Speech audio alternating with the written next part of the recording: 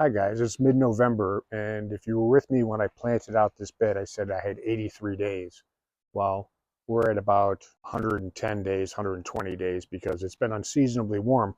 Now I have some beets and some carrots that I need to harvest before I replant this bed with garlic for next spring. But let's take a look and see what we've got. Should we pull up a beet?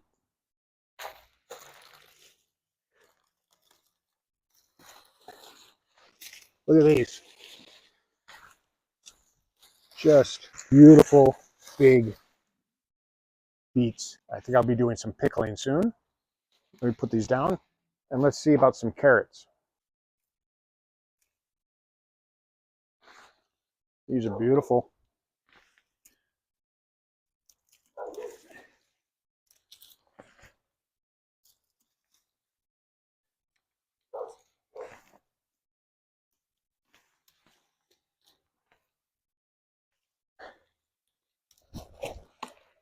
So nice and straight and pretty these are. Let me finish the rest of the bed and get it all harvested.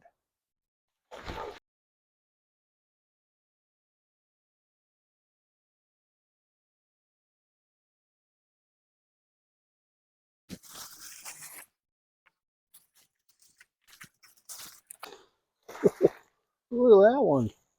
Crazy.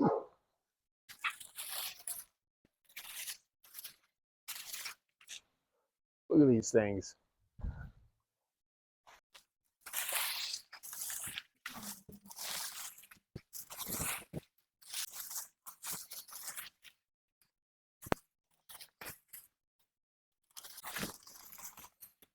So here we are. That little bed just gave me a lot of carrots and a ton of beets.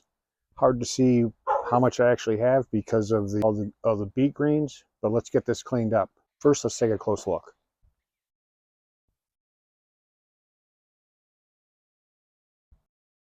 So I'm always amazed about how much food you can grow in a relatively small space.